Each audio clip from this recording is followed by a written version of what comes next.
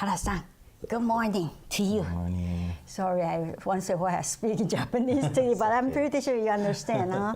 Last week, while we were talking, I happened to, I could see your, what do you call this? My blue diamond. Blue diamond. Yeah, because the way it's displayed and how it was put together for me Yes. When I retired.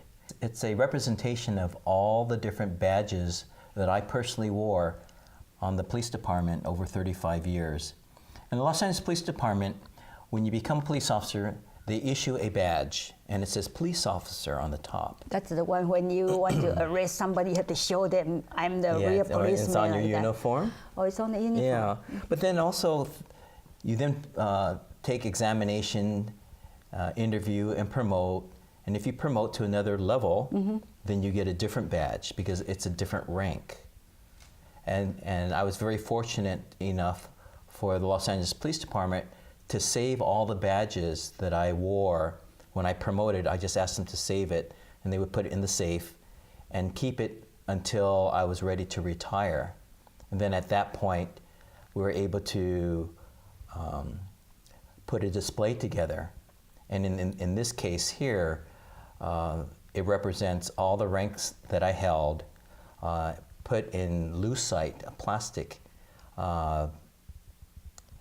mold to fix the badges almost like they're floating with a blue color on the back on a blue base. And it was then presented to me as a gift upon my retirement. Well, blue represents the police. That's right, blue. And funny thing is, until you explained this to me, I thought, one, you can wear it for 35 years because for me, it all looked the same. Right, right. But so then I noticed there's number underneath. there are numbers on the base Yes. of the police badge. And there's a number also for the sergeant. Then the next position is lieutenant. Right, Then captain. right. Then commander. The commander and higher are just stars. Oh, yes, because, Yeah. yes. So there's one star that represents a commander rank, and then I got promoted to deputy chief, so that was two stars. So the chief will be 3 stars. The chief actually will be 4 stars. Oh, really? Because we have an assistant chief with 3 stars. Oh, I see, I see. Now,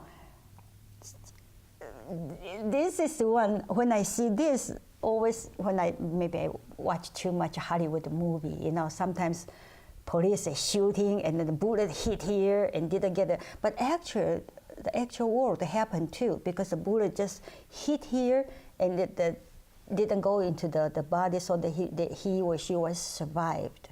There have been times where the badge has deflected the bullet from hitting the officer. Whether it was this badge or a star badge or some other shape, badges have saved another officer's life, or the badge had deflected the bullet round from entering into the body. It has happened. Bulletproof. Well, Is that on the purpose, make it that way? Well, the badges are a symbol, a representation of authority, of being a public servant. It means a lot. It means so many on different levels of other officers before us that have worn the badge who have died in the line of duty. It represents, in this case here, the City of Los Angeles badge has City Hall. So you're representing city government. And it has different, what's called ribbons on each of the badges that identifies rank. It identifies the city seal of when the city was incorporated. It identifies the agency you're working for, Los Angeles Police. I see. And then below that has the number of the badge number, or in this case, the different stars. So, Hara-san, you always in LAPD, never been the other PD, NYPD or other PD. Is that for policemen? They say, well, I'm tired of Los Angeles, I'm going to move to New York and I can join the New York PD. Is that possible? For most agencies, you have to go through their academy. So you may have to start in another academy if you decide to go. And when I joined, and I applied 1978, it took 2 years for me to join the Los Angeles Police Department. And it's not easy to join any police department. I think about 3 out of 100 people that apply to LAPD get hired. Only That's 3 30%. out of 100. Yeah. And then you go through the academy, and there's an attrition through the academy as well.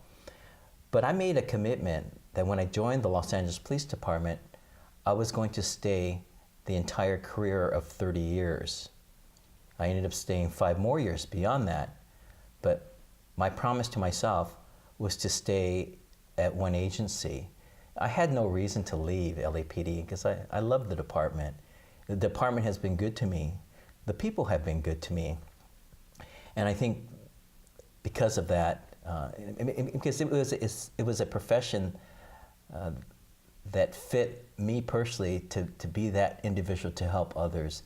And LAPD gave that to me to allow me to be that public servant that I've always been. And there was never a question for me to let me look for someplace else to go. Where would I go? So you regard Los Angeles as your hometown because you were born and raised here and you love this community. Oh, I've made so many friends being on LAPD, so many community members, so many organizations, and not just the Japanese or Japanese American organization, other organizations.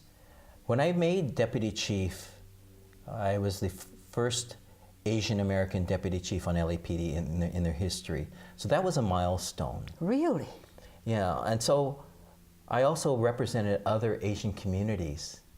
I got so many invitations to attend functions, meetings, and celebrations. And so it kept me very busy, and it was hard for me to say no, that I couldn't attend. And in doing so, I was busy 7 days a week, and many times I had the opportunity to have my wife attend with me. But I was representing more than just Terry Hara. I was representing a community. And even if it was a different Asian community, I was still representing them as well. Yes. So my shoulders of responsibility was greater than probably most deputy chiefs when it came to being the only Asian American on the department at that rank. It was a lot of work, but a lot of pleasure being able to meet with so many different people. I bet. And I believe other Asian communities besides Japanese community, I'm pretty sure they must be so happy to see someone look like one of them. No, that's true. And because of that, the first year when I made deputy chief, the increase of hiring for Asian officers, Asian American officers on LAPD was 23%. That's extremely high. It is. Right now, LAPD has about 10% Asian Americans, which is still amazing for 10,000 officers.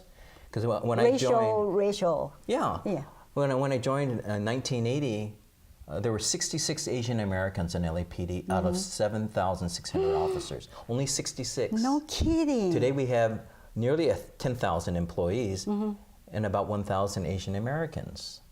So it's changed. It's changed. Do you think because Los Angeles, greater Los Angeles area is just a lot of Asian population increasing too? Would that make a difference too? The Asian population within Los Angeles is about, I believe, 12%.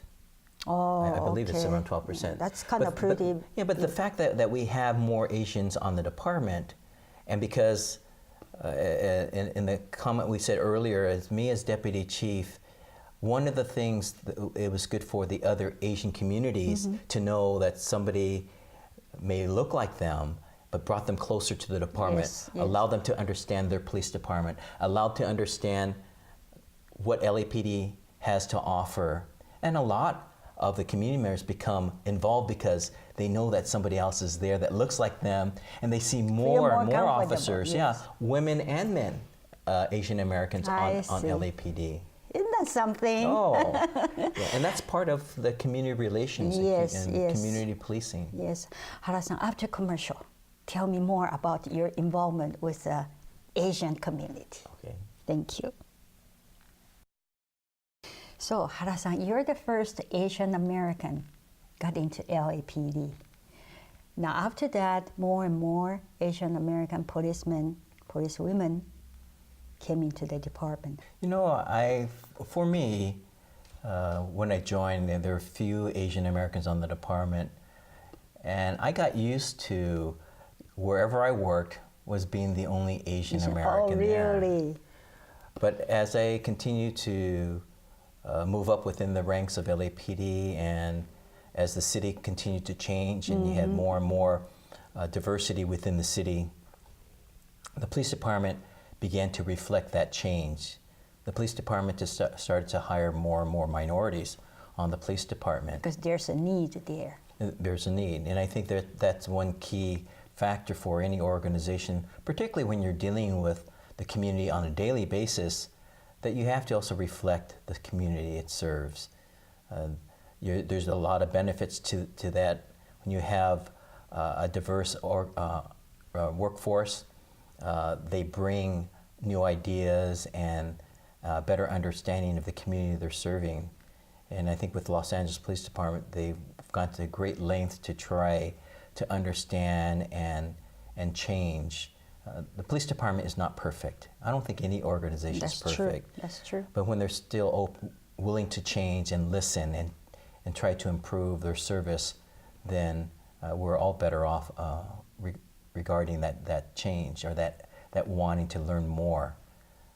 And there's still work in progress. There'll always be work in progress. And so when you hear incidents that make the news and it's tragedy, it's sad, an officer gets hurt or loses their life, there's always discussion about why. Could something else have happened?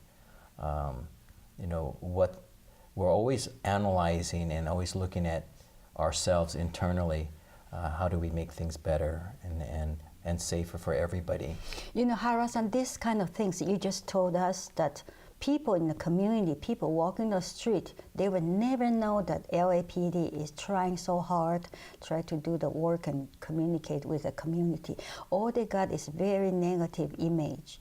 Do you think LAPD needs to do the more and more promotion or public relation? I think there's LAPD can't stop. But they always have to promote and ensure that the community relations is strong, have programs where the community is involved. I think as the community continues to change, the LAPD has to evolve and change. There's always going to be a need for reflection. When you hear things that do occur and it makes the news, there's always two sides to the story, and I think the public, because social media has changed the whole face of news. How do we know what's factual or what's not? We know, and we have learned recently that a lot of things, there are things that are true, but there's a lot of things that are not true. So how do you filter news. that? Right. So how do you filter those things out to know that you're getting things in its true form? And I think one of the ways is to get to know better, in this case our police department. Get to know your police department. Get to know the men and women on the job. And when you know people, you have a better understanding. And when the community learns more about its police department, that's the first thing I always promote, to ask people, get to know your police department, no matter what city you live in. But usually people get scared, even, let's say for me, when I see policemen on the street or something, I always make sure, am I okay? Do I have everything okay, organized? Or you could just say, you wave to them and say thank you. And that's all I have to do. That's all you have to I don't want to get nervous. Because everybody is nervous, but they don't have to be, because they're all there to serve. I see. They're parents, they're fathers, they're mothers, they have children, they have grandparents. They're just like one of us. Exactly, they're just like one of us. So I think with that strong relationship, learning more about the individual and the officers that serve goes a long ways when you have incidents that are tragic and it doesn't look well. to have a better understanding of the police service that's provided. So it's kind of a tough job. Somebody got to do it. Harrison, you did it 35 years. How did you survive this 35 years? I think you have to love your job, because then it doesn't feel like work. I remember going to work, and I would always say out loud to my wife, "I love my job. I love my job," you know. And she would say, "I don't know anyone who loves their job more So than much. you, Terry," you know, because I do. I loved it. There's not another thing that I would have done differently. I mean, I had other jobs before being a police officer, but I'm glad I chose this profession. You're serving the community. Serving the Serving the community. people you love. Yeah, and that also introduced me to getting involved in a lot of community work, nonprofit organizations, and helping where I can. And I still remain active even after I've retired from the police department, involved with community work. Yes, I noticed your name, your pictures all over the Nisei Week and all the Japanese community or Japanese American communities activities all the time. That keeps me going. You know, it keeps me busy, and sometimes I get exhausted and tired. But at the end of the day, you're glad you did it. I did. I'm glad. You know, everybody says that, Terry, you need your me time. You know, you just have to have me time, and I get enough. But I also enjoy my time working with the community. It brings smiles to people, and I enjoy that. Well, you know, after I saw all this last week, we saw this, and this week we see this. I don't know how many people in the police department, 35 years, has all this trophy, I should say, trophy or a collection, or it's not easy. And for me, when I looked through all this, I just felt, what make Terry Hara-san did this? So next week, I'm going to talk to you. I'm going to ask you about your ancestor, your heritage, your Japanese Americans story. Would that be okay? Okay. One more week. All right. Thank you so much. Thank you very much.